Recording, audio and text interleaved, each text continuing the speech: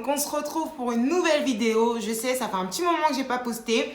J'avoue, manque de motivation, flemme, je dis la vérité. Mais en tout cas, là, on revient pour un petit sujet. Être en couple en 2019. Alors ça, c'est un tel bourbier. Quand j'entends les histoires des autres, et puis même quand j'analyse ma vie, en fait, c'est un bourbier. C'est un bourbier sans fin.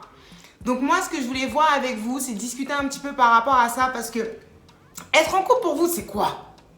Non, faut me dire en fait, être en couple pour vous, c'est quoi? Pour moi, être en couple, ça reste un choix de vie en fait. Personne t'a mis un couteau comme ça sur la gorge pour te dire mets-toi avec elle ou mets-toi avec lui. Dis-moi ce qui se passe, tu veux planter? Voilà, Tu veux planter? T'es sûr de ça? T'es sûr de toi? Tu veux planter? Casse-toi, t'as T'es sûr pas de toi? parlé comme T'es ça. sûr de toi? Tu veux me planter? Ah, En fait. Et ça, les gens aujourd'hui ne le comprennent pas, ne le comprennent plus. Et ça se barre en sucette, quoi. C'est n'importe quoi. Pour moi, être en couple, ça reste un choix. C'est pas une obligation, c'est ce que je disais. Pour moi, être en couple, en fait, c'est avancer à deux dans une même direction. C'est savoir ce qu'on veut ensemble, avoir les mêmes projets, avoir un but dans la vie, tout simplement. Construire. Il y en a, ils veulent des enfants, il y en a, ils veulent se marier, il y en a, ils veulent simplement voyager, découvrir pas mal de choses à deux. Bref, ça reste leur choix personnel. Mais pour moi, c'est bâtir, construire une relation à deux. Certes, c'est pas toujours tout rose, c'est pas toujours tout beau, il y a des embrouilles, mais ça fait partie du quotidien en fait. Là, la vidéo en fait, elle va plus être portée sur les relations de couple en ménage. Il faut comprendre que si tu prends la décision en fait d'être en couple, de mener une relation avec une personne, hein, quand je dis une personne, c'est masculin, féminin, je parle des deux. Faut savoir en fait qu'il faut faire des compromis. Être en couple, c'est se mettre en retrait. C'est-à-dire ne plus penser à soi d'abord. Effectivement, on oublie, on arrête d'être égoïste, on ne vit plus que pour soi-même. On vit à deux, on avance à deux. Donc forcément, être en couple, c'est faire des compromis. Être en couple, c'est faire des sacrifices. Être en couple, c'est faire des remises en question, mais perpétuelles. C'est-à-dire que tu vas lui dire quelque chose, il va pas bien le prendre, tu vas te remettre en question, tu vas revenir dessus, tu vas réfléchir, tu vas aller présenter tes excuses. C'est ça être en couple en fait. C'est ne plus penser à soi, mais penser à l'autre d'abord et avancer ensemble. Mais beaucoup de personnes, beaucoup de personnes, je vois des couples se déchirer, des couples se séparer à cause de futilité en fait. C'est parce que les gens n'ont pas ces points-là. C'est des points essentiels en fait pour pouvoir mener une relation à bien en fait. C'est-à-dire que si tu n'as pas ça, si tu n'as pas de remise en question, si tu ne fais pas de compromis, mais attendez, l'autre il dit non, moi je veux ci, toi tu as non, moi je veux ça, non, on fait ci, non, on fait ça. Oh, à un moment donné, il y en a bien un qui doit se positionner pour que ça marche en fait. Sinon, chacun fait sa vie en fait. Et c'est ça le problème. C'est-à-dire qu'aujourd'hui, on est vraiment dans un monde où surconsommation. C'est-à-dire qu'il y a une surconsommation de personnes, de relations. On a tellement le choix. On se dit à chaque fois, ah mais je vais trouver mieux là-bas. Ah mais là-bas, ah mais là-bas. Mais au final, tu t'assois quand en fait? C'est quand tu t'assois pour construire, pour bâtir. Enfin, c'est comment là? C'est comment? C'est pas comme ça la vie. Et ça, personne, ça c'est... Les gens en fait, nos parents, si on prend l'exemple de nos parents, moi je prends l'exemple des miens. Mes parents, ils sont mariés depuis, ils sont ensemble depuis, j'ai 30 ans, donc ils sont ensemble depuis, j'ai un grand frère qui a quel âge? 37 ans, donc ils sont ensemble depuis fort longtemps, fort longtemps. Mais je pense que s'ils n'avaient pas fait des compromis, s'ils n'avaient pas fait des concessions, et si à un moment donné, l'un ou l'autre ferme sa bouche, c'est pour le bien-être en fait du couple, en fait, c'est pour l'avancement du couple. C'est pareil pour moi, un exemple concret, c'est pareil en amitié. Ta pote, elle te saoule, elle t'a rongé, elle t'a fait un truc. Tu vas lui dire, hé meuf, tu m'as saoulé. Mais c'est pas pour autant que tu vas mettre fin à la relation. Pourquoi tu ne mets pas fin à la relation? Parce que cette personne-là, t'as attaché à elle, t'as des sentiments pour cette personne-là et que tu l'aimes en fait, c'est ton amie et que t'as besoin d'elle. Donc tu ne vas pas mettre fin à la relation parce qu'elle t'a saoulé. Mais où est la bataille dans ça? Où tu t'es battu pour maintenir ton couple à flot? À aucun moment tu t'es battu pour maintenir ton couple à flot. Il n'y a aucun service après-vente là. Là, c'est satisfait ou remboursé en fait. On est tellement dans la surconsommation en fait qu'aujourd'hui, dès que ça va pas, oh, bon, comme il y a un mec là-bas qui me blague sur Instagram là, bon, je vais lui envoyer un message, je vais sortir demain. Je vais aller sur adoptime.com. Oh, Snapchat là, le monsieur là, il m'a blagué. Ou la petite m'envoie des nudes. C'est bon, c'est la fin. C'est la fin du game. Plus personne ne se bat, plus personne ne fait strictement rien. Mais comment avancer? Et c'est pour ça qu'aujourd'hui, on se retrouve avec des meufs qui ont 20 ans, des keumés qui ont 25 ans et qui ont déjà serré je ne sais combien de meufs. Mais à un moment donné, les gars, il faut parler français. Tu veux un CDI ou tu veux un CDD? Ou même, tu veux une mission d'intérim? Ça, faut le dire. Comme ça, tout le monde sait où il va. Tout le monde sait quelle route emprunter, quel chemin prendre, en fait. Il faut savoir, en fait, se battre pour ce qu'on veut et pour ce qu'on a. Pour maintenir la relation.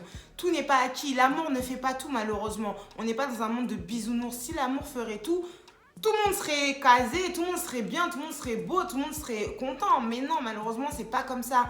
Malgré l'amour que tu peux porter à une personne, il faut savoir que la personne va faire certaines choses qui vont t'agacer, qui vont t'énerver. Donc, il faut savoir passer outre, ravaler. Je sais que c'est difficile et c'est chiant en fait de le faire au quotidien, mais malheureusement, la vie de couple, c'est comme ça. J'ai fait un petit sondage dernièrement sur Instagram et je vais vous le mettre ici. Lorsque, admettons, votre femme ou votre homme ne travaille pas, vous rentrez à la maison, vous voyez la maison en bordel, vaisselle de fou malade, qu'est-ce que vous faites? Vous rangez ou vous bavardez? Explique, Ahmed! Arrête! Bordel et barre-toi de la maison de ma mère! Alors, la réponse que j'ai eue, en fait, c'était carnage. Bavardage et tout, ça part en sucette, effectivement. Parce que en partant de là, dans un foyer, faut pas abuser non plus. Je pense que là, c'est vraiment un manque de respect. Sachant que toi, tu es là toute la journée, tu fais rien en fait. Concrètement, tu ne travailles pas. Donc, la moindre des choses, c'est de soulager l'autre en fait. Pour moi, c'est ça. Il y a un partage en fait des tâches qui doit être fait. Moi, je rapporte les sous, je te mets à manger sur la table. Toi, effectivement, tu es à la maison. Peut-être que tu te cherches, hein. Peut-être que tu cherches du taf ou tu es enceinte ou bref, tu es en train de faire un projet. Peu importe ce que tu fais. En attendant, moi, je me suis levée ce matin. Je suis partie travailler. Tu es restée couchée là. La maison n'a pas bougé.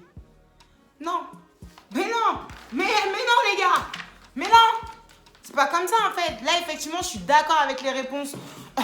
Je suis d'accord avec les réponses de mes abonnés parce que franchement...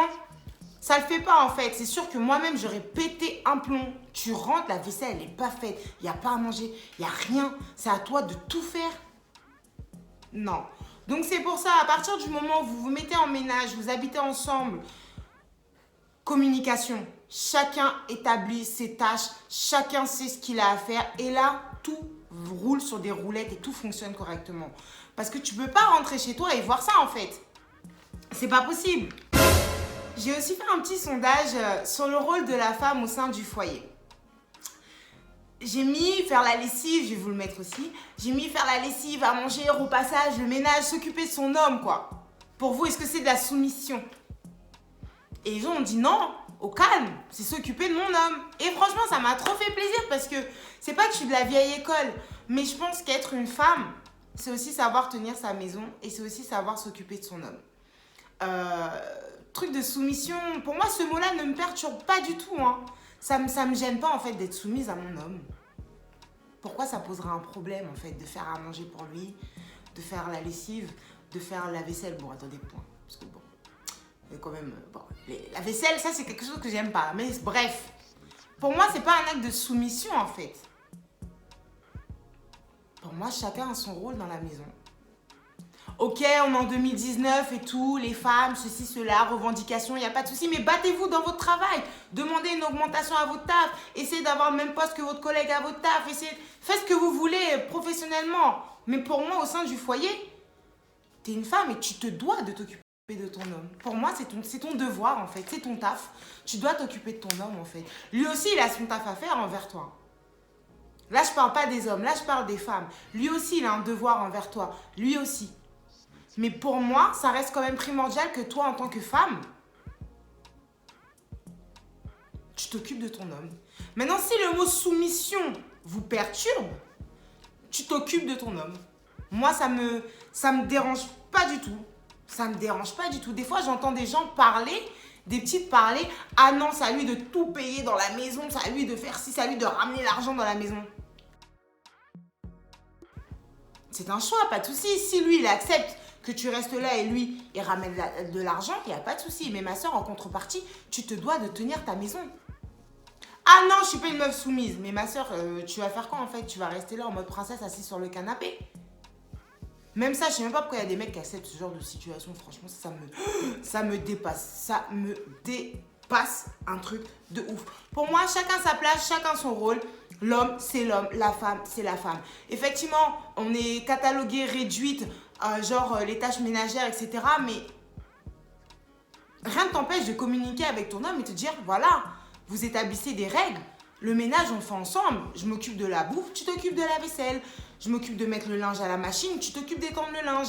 Qu'est-ce qu'il y a en 2019? On peut se dispatcher les tâches. Ça me choque pas du tout en fait. Hein. C'est peut-être le mot soumission qui perturbe les gens. Donc voilà, en tout cas pour moi, être en couple, retenez bien, être en couple pour moi, ce n'est pas être égoïste, ce n'est plus penser à soi, c'est avancer à deux, construire, bâtir, surtout faire des compromis, des sacrifices. C'est comme ça, pour moi, c'est la vie. Donc en toute honnêteté, si vous n'êtes pas prêt à faire ce genre de choses-là, ne monopolisez pas la vie de quelqu'un en fait. Ne rentrez pas dans la vie de quelqu'un si c'est pour lui faire perdre du temps. Surtout si cette personne-là est apte et veut se poser et veut établir une relation sérieuse avec vous, bah, laissez-la passer en fait, laissez-la avancer, laissez-la faire sa vie et cherchez la personne qui pourra répondre à ses attentes et qui est dans la même optique que elle en fait. Parce que vous faites perdre du temps aux gens. Si vous n'êtes pas prêt, dites-le. Non, je veux une mission d'intérim, 1 semaine, 2 semaines, t'as vu, tranquille, mais parlez. La communication, honnêtement, c'est la base. Si vous ne communiquez pas, si vous n'êtes pas honnête déjà envers vous-même, savoir ce que vous voulez pour vous, ça ne va pas le faire. N'ayez pas peur de dire à la personne, non, écoute, moi je veux que ci, je veux que ça. Il y a forcément quelqu'un qui va accepter un jour. Il y a forcément quelqu'un qui va accepter. Mais ne mentez pas en fait sur vos désirs, sur vos choix réels pour maintenir cette personne à côté de vous. Parce que cette personne-là, en fait, elle a des désirs vrais, des vraies envies, des vrais objectifs et vous la bloquez. Vous l'empêchez d'avancer. Donc réfléchissez bien à ce que vous voulez dans votre vie, pour vous, pour votre futur, avec quelqu'un ou pas. On force personne à être en couple. Hein. Franchement, mais surtout ne bloquez pas les autres quand eux veulent avancer. Sur ce, c'était moi. Je vous souhaite une excellente journée, soirée, peu importe à quel moment vous regardez cette vidéo. On se retrouve bientôt pour une prochaine vidéo. Je ne sais pas ce que ce sera, mais en tout cas, on s'attrape. Sur ce, les gars, c'était moi.